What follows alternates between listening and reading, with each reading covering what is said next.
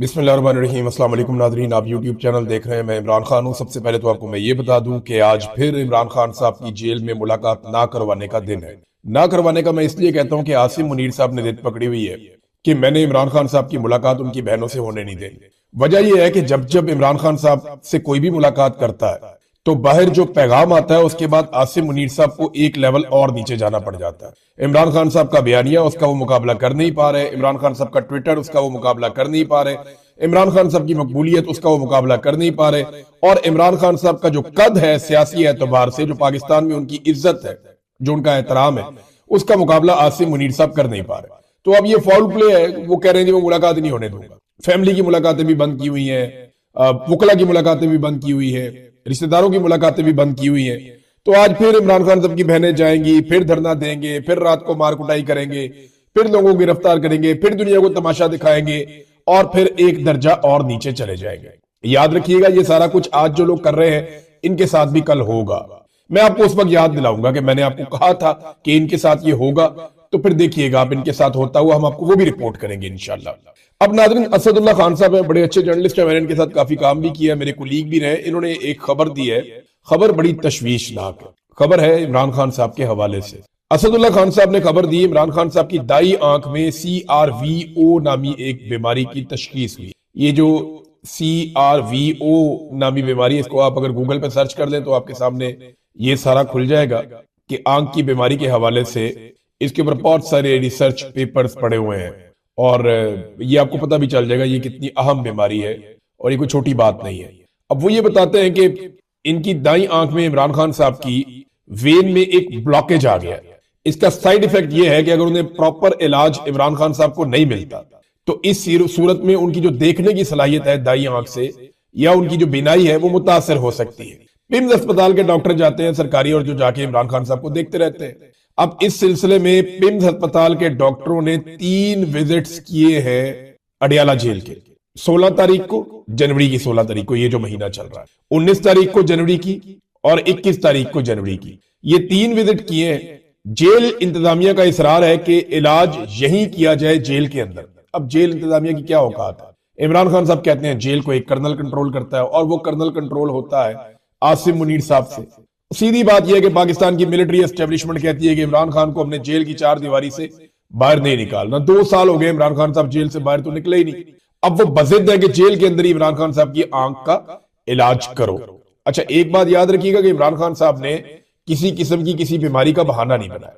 उनके ऊपर बहुत मुश्किल वक्त आया, इसके बावजूद उन्होंने बीमार होने से इनकार किया। उनके साथ प्रॉब्लम्स हुए, बाद औक़ात उनका वजन कम हुआ और ये रिपोर्ट भी होता रहा, लेकिन इमरान खान साहब ने कहा नहीं, मैं बिल्कुल ठीक हूं, मैं मुकाबला करूंगा। अब उनकी आंख के अंदर एक प्रॉब्लम पैदा हो गई है और उनकी बीनाई मुतासर होने का खतरा है। पिम्स अस्पताल से डॉक्टर्स 3 मरतबा हार चुके हैं, 16 जनवरी, 19 जनवरी और 21 जनवरी को। जेल इंतजामिया यानी मिलिट्री एस्टेब्लिशमेंट, उनका पैगाम यह है कि इलाज यहीं पे जेल के अंदर किया जाए, जबकि डॉक्टर आरिफ है, उन्होंने लिखकर दे दिया है कि इनका इलाज यहां पे नहीं हो सकता, उन्हें ऑपरेशन थिएटर ले जाना पड़ेगा जहां पे सारी सहूलियात और डॉक्टर मौजूद होंगे। 3 इंजेक्शन लगने उन्हें। डॉक्टर के मुताबिक मामला इंतहाई हसास नौयत का है, और अगर बगैर तवज्जो दिए और पूरा मुआयना किए उन्हें यहां जेल में ट्रीटमेंट दे दूं तो कल को इमरान खान साहब को या उनकी आंख को कोई नुकसान पहुंच जाए तो ये मेरे जिम्मे आ जाएगा। इसलिए हम ये रिस्क नहीं ले सकते कि उन्हें यहां पे जेल में ट्रीटमेंट दी जाए। ये है जनाब वो मामला जो असदुल्ला खान साहब ने रिपोर्ट किया है। और ये बड़ी तशवीशनाक बात। पाकिस्तान की कौम का अब तक का सबसे बड़ा लीडर, यानी हमने तो अपनी जिंदगी में कभी इतना बड़ा लीडर देखा ही नहीं, जुल्फिकार अली भुट्टो से भी बड़ा लीडर। और बाज लोग ये कहते हैं कि इतनी मकबूलियत पाकिस्तान की तारीख में किसी को नहीं मिली जितनी इमरान खान साहब को मिली है, और इतना बदतरीन डिक्टेटरशिप का दौर भी पाकिस्तानियों ने कभी नहीं देखा जो अब देखा है। और ऐसे लीडर को उसकी जान को खतरे में डाला जा रहा है, और वो खुद कोई डिमांड नहीं करता, वो सिर्फ ये कहता है मेरे डॉक्टर्स को भेजो, मैं उनसे बात करूं। अब जनाब ये इमरान खान साहब को जनाब ट्रीटमेंट का मामला आ गया। देखना यह है कि इमरान खान साहब को कैसे ये निकालते हैं अस्पताल से, कैसे ये जेल से निकालकर अस्पताल लेकर जाते हैं, और कैसे अस्पताल से निकालकर जेल लेकर जाते हैं। अब ये सूरत हाल भी हुकूमत के लिए एक नई सिचुएशन है, लेकिन ये बहुत ढीठ लोग हैं, इन्हें इस बात से कोई फर्क नहीं पड़ता कोई जीता या मरता है। और इमरान खान साहब के बारे में तो ये बहुत ही जालिम है। अब नादरीन, जो वादिय तीरा वाला मामला है वो एस्टेब्लिशमेंट के गले की हड्डी तो बन गया, मुसीबत उन्हें पड़ गई। और मैं अभी आपके सामने कुछ चीजें रखूंगा जहां से साबित हो जाएगा कि ये ऑपरेशन हो रहा था और जो इनखला है वो वफाकी हुकूमत और पाकिस्तान की एस्टेब्लिशमेंट ने मिलकर करवाया। यानी कोर कमांडर के ऊपर और आईजीएफसी के ऊपर इल्जाम है कि इन लोगों ने वहां से इनखला करवाया। देखिए, चंद चीजें आप याद करें गुज़िश्ता चंद दिनों में जो होती रही। नंबर 1, सूबाई हुकूमत रोजाना ये कहती रही कि ये जबरदस्ती का इनखला है, इसको बंद किया जाए, जबकि वफाकी हुकूमत कहती रही कि हम हर सूरत में ऑपरेशन करेंगे। ये कितना क्लियर हो गया मामला, आप बयान सारे निकाल कर देख लें। ये एक दिन पहले की कहानी है कि इन्होंने यू टर्न लिया वापस। इससे पहले कभी इन्होंने ये बात नहीं की थी। हफ्ते की रात को अचानक यू टर्न लिया इन्होंने, कहा यार ये क्या हो गया हमसे, और एकदम यू टर्न ले लिया। उससे पहले सूबाई हुकूमत बार बार कहती रही कि जबरदस्ती का इनखला बंद किया जाए, वहां बर्फबारी हो रही है, क्यों लोगों को मार रहे हो। और सेम टाइम में वफाकी हुकूमत और एस्टेब्लिशमेंट और डीजीआईएसपीआर ऑपरेशन के लिए कहते रहे कि हम ऑपरेशन करेंगे, हर हाल में करेंगे, जो मर्जी हो जाए।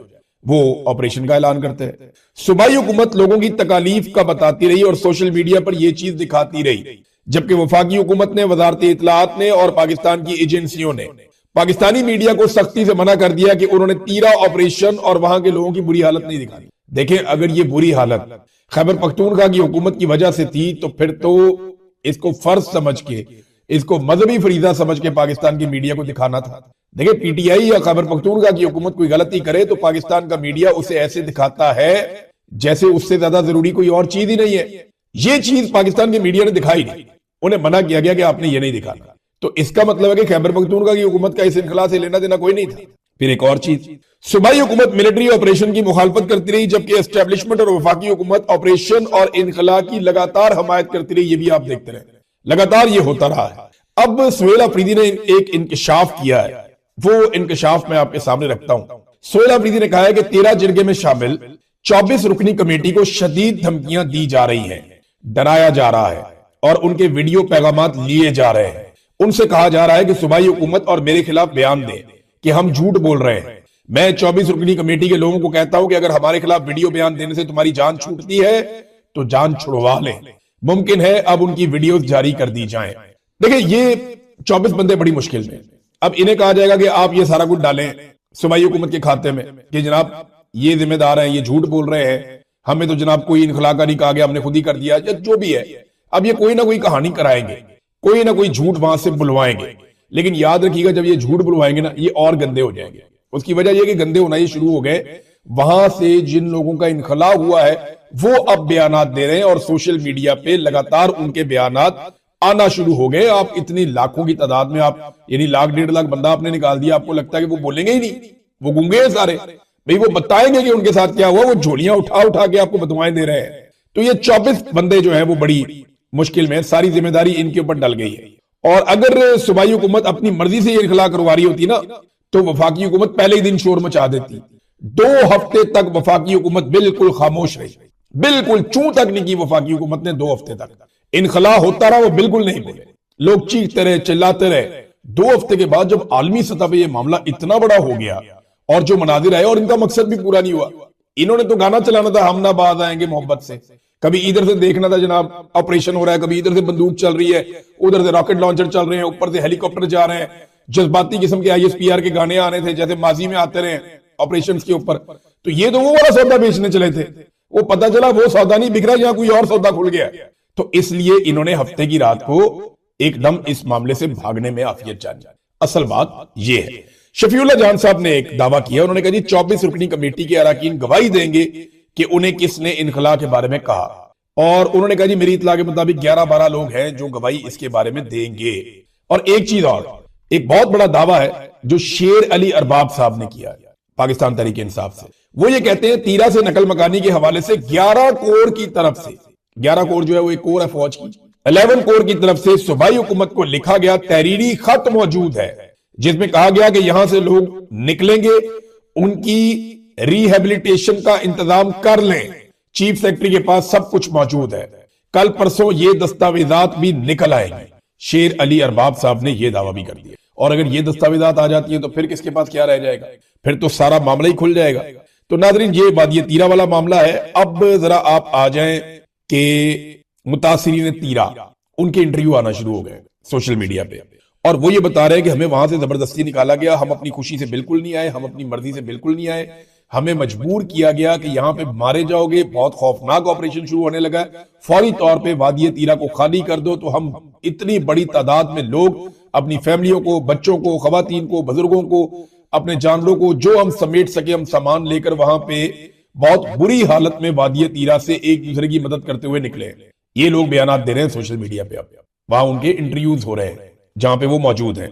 नादरीन, खैबर पख्तूनख्वा की हुकूमत ने सबसे पहले ये बोर्ड ऑफ पीस के हवाले से एक करारदाद पेश कर दी है। ये जरा करारदाद मैं आपको पढ़ के सुनाता हूं जितनी ये जरूरी है।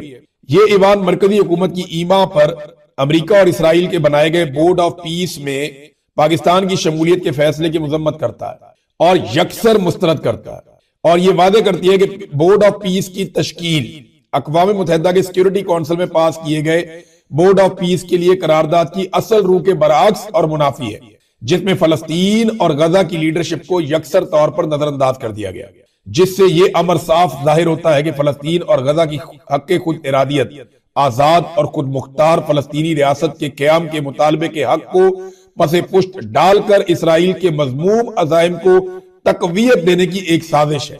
और अमेरिका की सरबराही में जो इसराइल के मजालिम का हमायती है और कई बार अक़वाम मुत्तहिदा की सलामती कौंसिल में गजा जंग बंदी की करारदादों को वीटो कर चुका है और इसराइल और फलस्तीन के बारे में दोहरा म्यार रखा है और इसराइल की इंसानियत सोच मजालिम के ऊपर इसराइल की नाजायज हमायत जारी रखी है अमेरिका ने।